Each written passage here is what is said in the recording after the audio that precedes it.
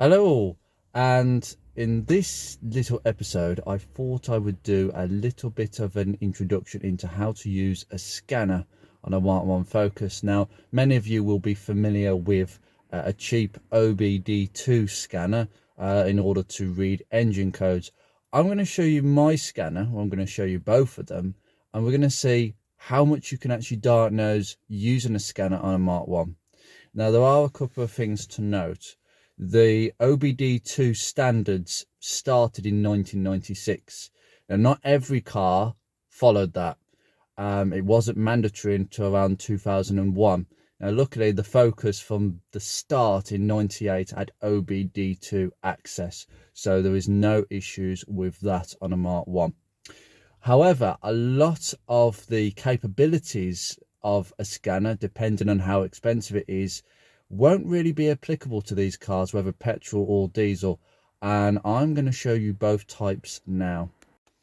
Right, over here, to start off with, this is something that most of you may have in your glove box. I'd recommend putting one in your glove box because you don't know when you might need to use it. If a code comes up on the car, are you going to read it if you haven't got a code reader? It's handy to have one of these. Yep, if you got breakdown, that also helps, but I don't really want to be waiting for the AA man when it could be something absolutely nothing. And sometimes the problems on MK1s are very small indeed, and maybe they can be electrically orientated.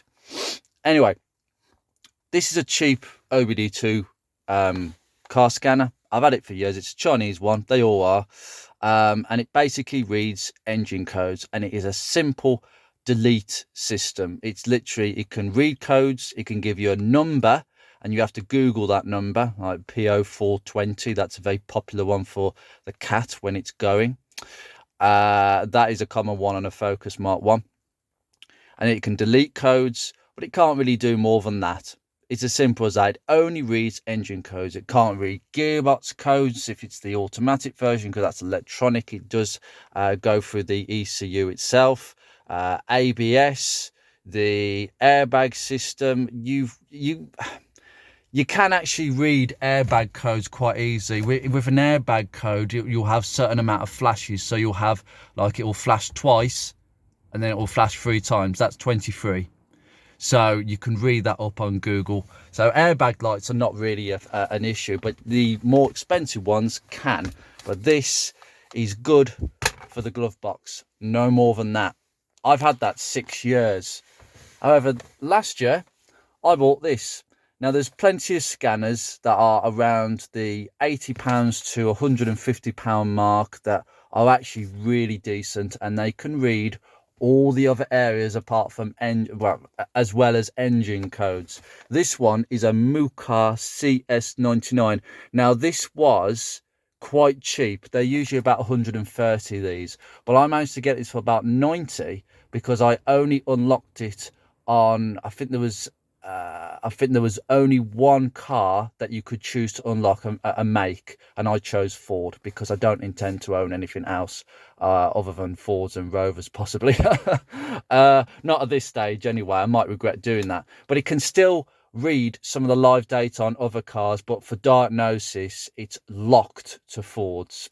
It's not a bad thing, but if you want an unlocked one where you could choose any make, you're looking at the top price of 150. But this is a wicked scanner. I'm going to go and show you how to use it and what you can get from it with a MK1 and what other scanners this price point can get. Some of these scanners require the ignition to be on. It is a bit of a cold day, so I've got the heated seat on. That will keep me warm. Anyway, if we can just plug this in and get it the right way, that would help. There we go, in. Right, and this will now switch on. Now I'm going to try and keep the camera very, very steady, but as you can see, the supported system software. So we have oil, we have the brake system, ABS, the airbag system. Oh, the connection's rubbish again.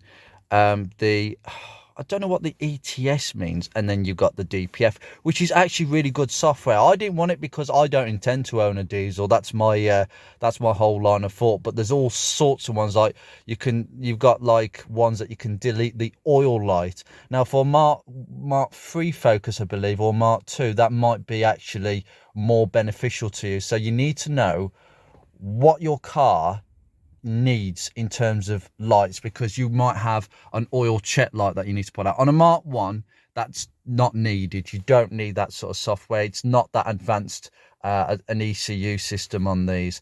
But on the later cars, you might need an oil check light that you need to take off.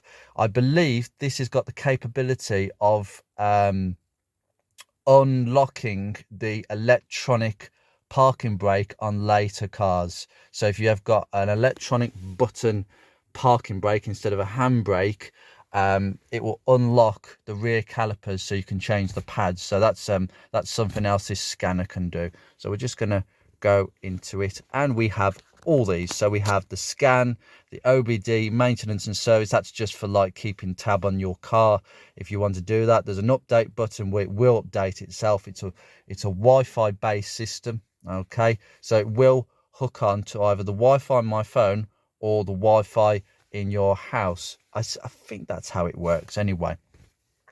But it's taken 12 volts off the car for it to run. It does have its own internal battery, but it doesn't last too long. But the idea is that you've actually got it stuck to the car. But anyway, we'll go into the scan and we'll just have a look. Now mine is absolutely stuck with Euro, Ford or Ford. Let's just go for Ford, and it will just come up and it will try now to connect with a certain scroll software. So for your whatever car you've got an ECU. Now it will be, let's just do an automatic search, set the ignition to part 2, and I have. So just go in here. Now it comes up with this screen with all these different sizes. I've just gone for this and it's loaded it 2002, and it's come up the VIN. It hasn't identified the VIN. Sometimes that does happen, but it's correct. 1.6 automatic, CTEC SE. Yep, you know it's linked in there, and it's just loading. Come on, sometimes it does this. Health reports, and it's doing a complete health report on the car. I don't know what it's going to bring up. That there's no ABS or traction control system on this car. There's none of that. The electronic automatic temperature control, because my car doesn't have that. But if you do, it would bring it up. The GEM module, the headlamp control cluster. Not sure what that means. The hybrid electronic cluster, which is this, because it is a hybrid. It's mechanical and electronic. We have got the restraint control module, which is basically your seat belts. So we've got all these 3. So these are the 3 that this has picked up. Now, if you've got more items on your car, like the ABS, traction control, you will have more. But this is what it's indicating. And that's quite interesting. So it's been a while since I've gone into here. So enter for the GM module. Let's see what it brings up. Module information, read fault codes, clear fault codes. Let's do key on, engine off, on demand, self-test. The vehicle must be prepared, stationary, all doors shut. Set the front wiper to the intermittent position. Nope. The anti-theft horn will sound and the flashers will operate during the test. Now this may not happen with this car because we don't have an alarm system on this car.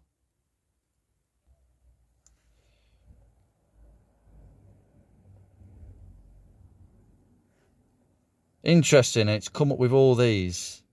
Turn hazard, circuit fault, rear... I'm not quite sure I believe all these, because the rear door circuit fault, I don't have rear doors. Sometimes it can be a bit funny and you need to know when to dismiss this. Power door unlocked circuit error. Power door relay circuit error. Lock relay coil. That's interesting. What it will do now is it will take you through to the code. That's quite interesting. But I'll get off the internet because this does have internet access. But, oh, God, stupid thing. Won't do. So we'll go back. That's quite interesting. Maybe that explains why I've got some faults with this. But the truth is, it may come up on your codes anyway. But that's quite interesting. Power door, lock, relay, coil, circuit, error. Now, I've just had a look through this off camera, and what's more alarming, well, to me, driver's door circuit error. I had an issue years ago where the latch was playing up and basically the car wasn't identifying that the door was shut. Now, what I'm going to do is I'm going to clear the DTCs. We're going to clear the fault memory. Okay. We've cleared it. Now we're going to load it again and see what happens. I had to come out of that a little bit, but basically you get the general picture of how to do that. Now that will bring up several things, but as I say, there is a slight issue with the actuators in my door. Now it has been suggested that the grease could have gone a little bit hard in the winter, and hence why it won't react. But if I get the kit, now I know you're not supposed to double deadlock when you're in the car, but they're both double deadlocked. Okay, unlock. So they both basically work with the key, but they don't work manually in sync. Now I bet you once I've driven the car about 5 minutes that will start working. So it is definitely a heat issue potentially with the grease and the actuators. I may look to doing that, but as long as it locks and unlocks with the key, I don't mind. And it does self-lock when you go at 5 miles an hour. I know not everybody has that feature, but it's a very easy thing to unlock.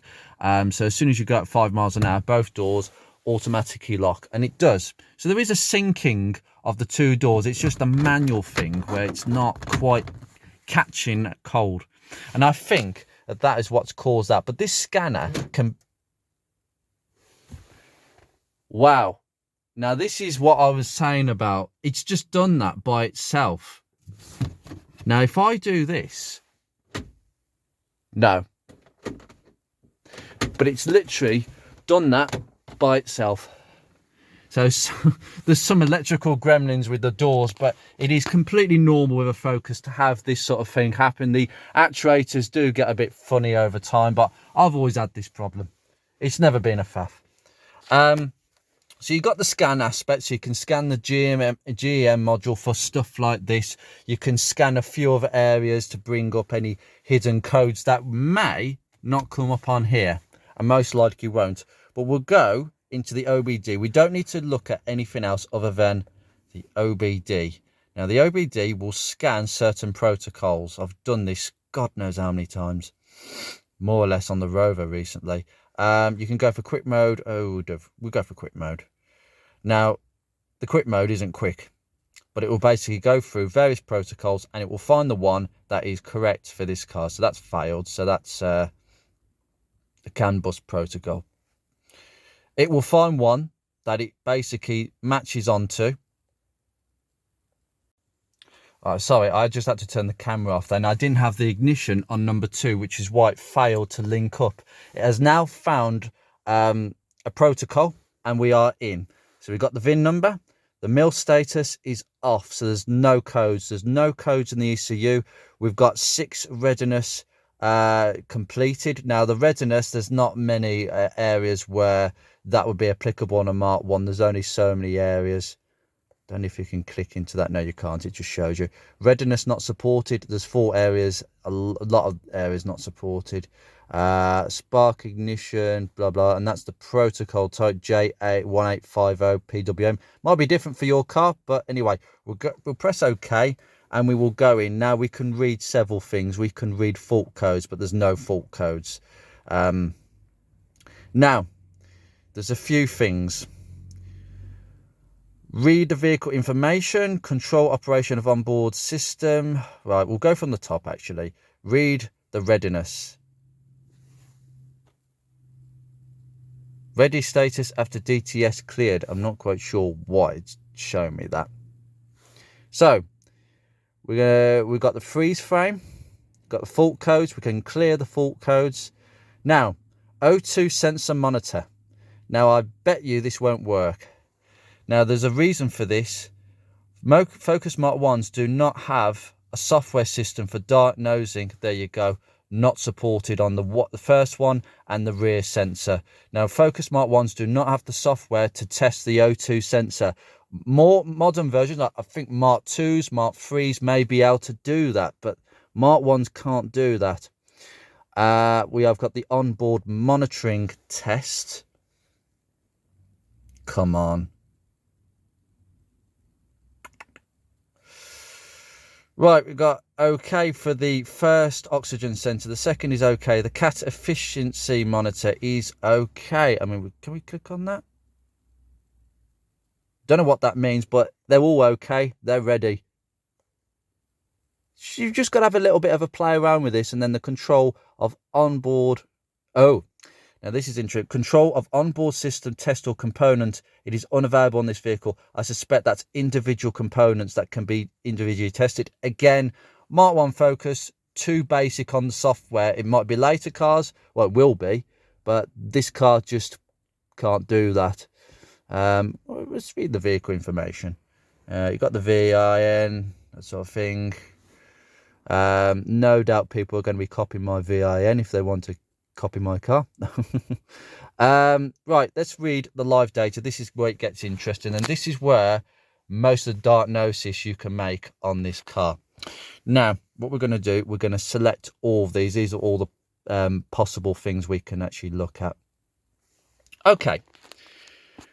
Number of DT stored, 0. The throttle position sensor is telling me that the throttle is 19% open. Now, the ignition is on. If I put my foot on the gas, maybe not. It needs to be running. Some ones don't work if the engine isn't running.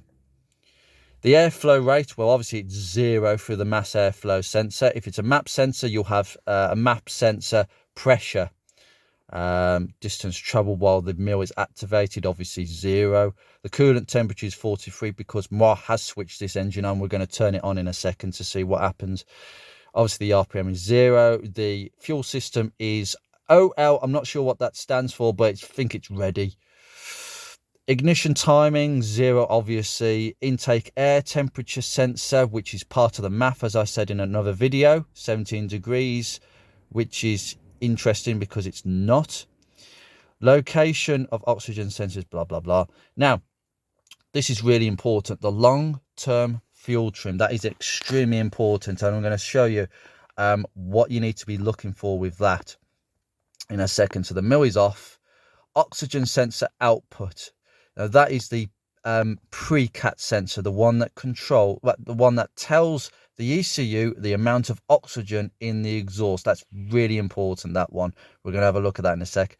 And this is the rear one, which tells the computer again how much oxygen is in the exhaust after the CAT. And that one, if it senses there's not much of a difference between the two, which there should be, because if the CAT's doing its job, there should be a lot of cleaning up to be done of the exhaust.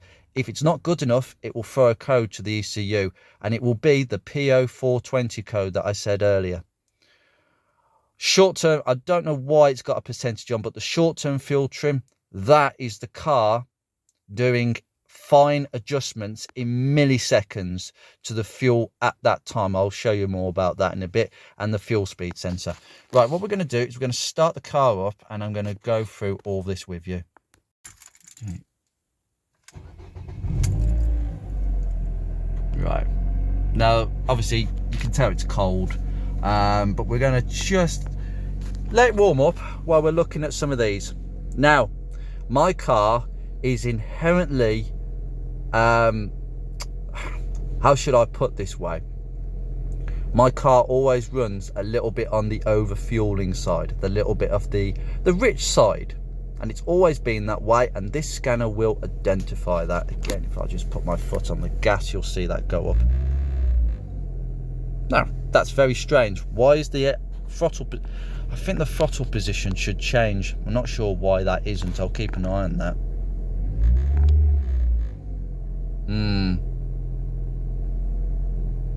I keep an eye on that. That should be changing. Again, that's something else I need to look at.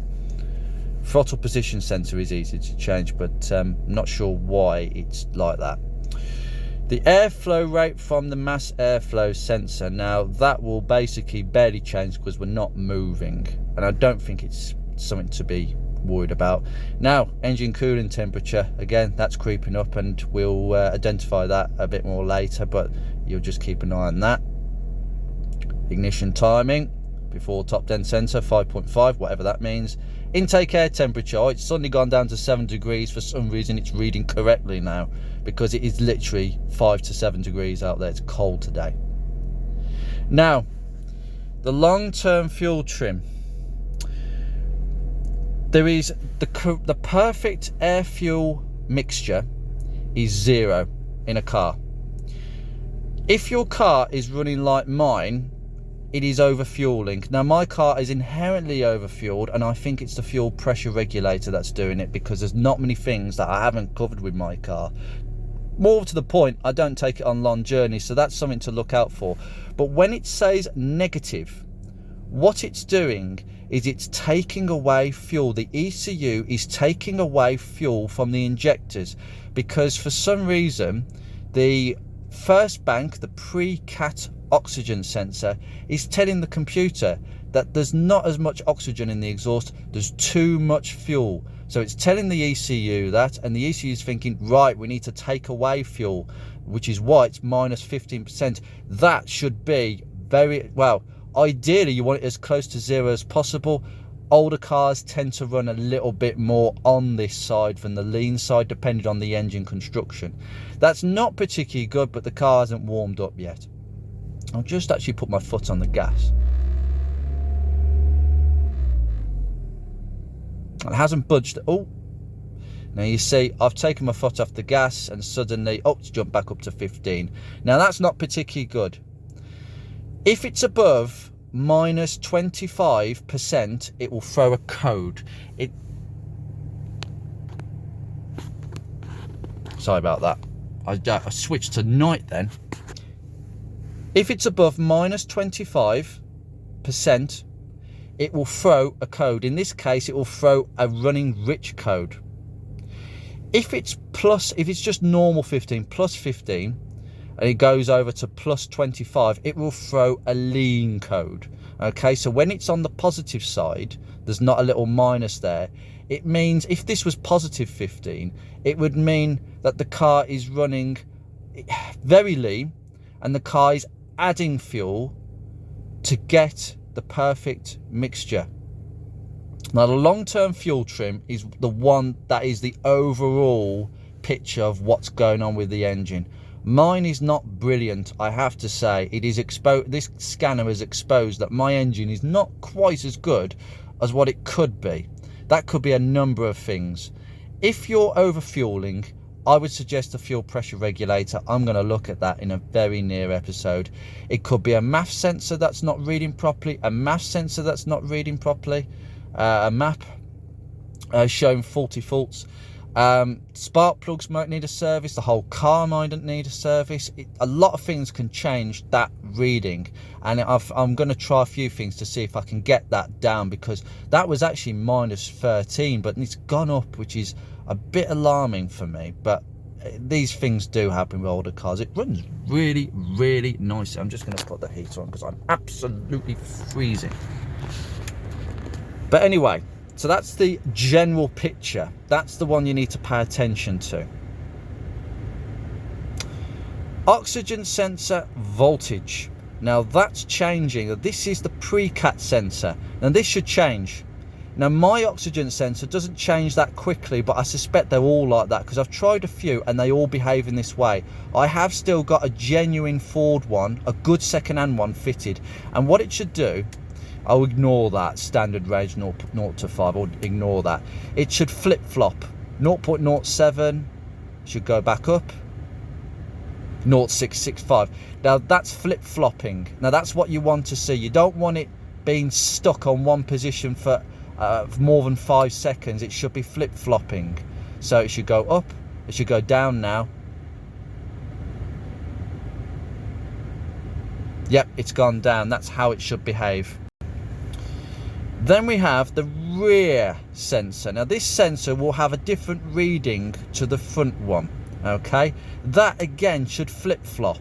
If it's not flip-flopping, you will have a dodgy oxygen sensor. Again, 65080, there you go, up and down, up and down. That's what you want to see.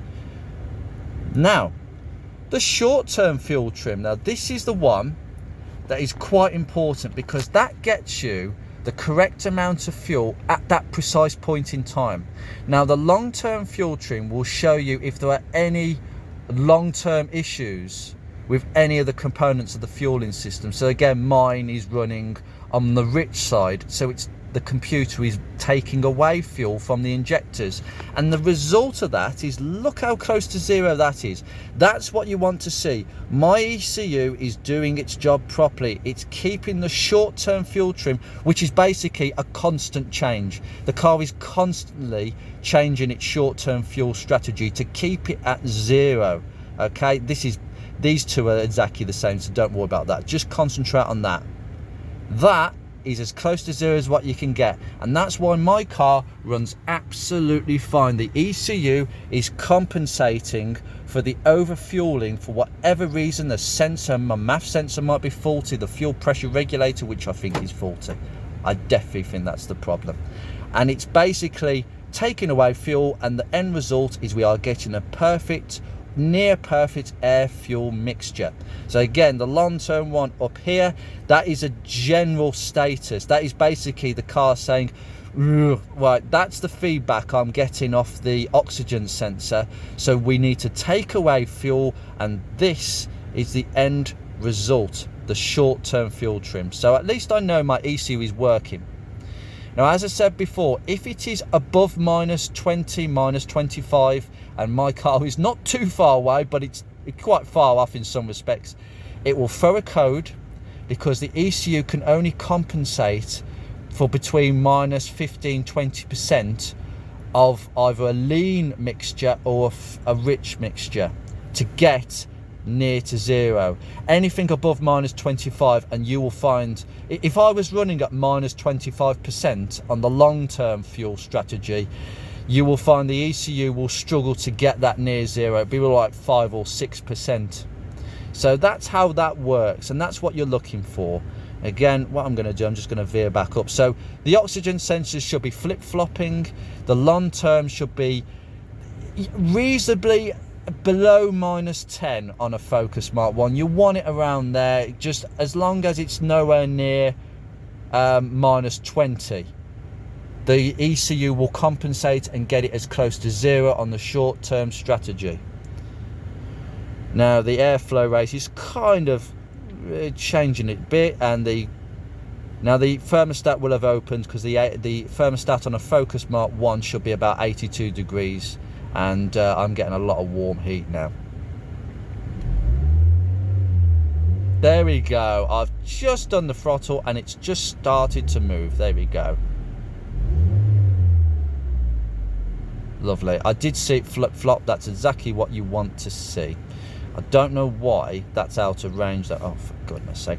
This can happen sometimes. The communication error can happen, and you have to start all over again. The most likely signs would be sensors. Now, it's possible that the oxygen sensor in my car may be working, but it might be a little bit over or under sensitive, so that won't be giving the ECU correct readings. So that -15% could be false, because it could be an over exaggeration. It's possible, but most likely for my car, the fuel pressure regulator, they get a bit lazy and they can either under, or in this case, overfuel the engine, because it's letting too much pressure through into the rail. And obviously, if there's too much pressure, there's a chance that fuel will be leaking through the injectors, whether it likes it or not. MAF sensors can badly read. Air intake sensors can badly read. Give them a clean, as I did in the MAF sensor video. MAP sensors, give that a clean. Throttle position sensor, give it a clean. Service the car. Plugs, oil, air filter. That makes a huge difference to that term strategy. I've witnessed this myself. The fuel filter, that will basically cause a lean mixture because there's less fuel going through because it's blocked. Change it, okay? Clean your injectors. You may want to do that. Contact cleaner through the injectors. I've done that. Unfortunately, it hasn't made a difference to mine, which is why I think it's the regulator. There's a number of things you can do. If it's running lean, if you've got a positive fuel trim, that means that there's a good chance you're leaking air. Well, my car isn't leaking air, thank God. That could be the intake manifold gasket. It could be the gasket that goes onto the throttle body. It could be the idle air control valve gasket. It could be, well, it will be anything beyond the MAF sensor on a MAF sensor car. If you haven't got a MAF sensor, then I don't think you need to worry as much because it won't register slight misreadings. Well, a map sensor will certainly throw something up if there's something amiss.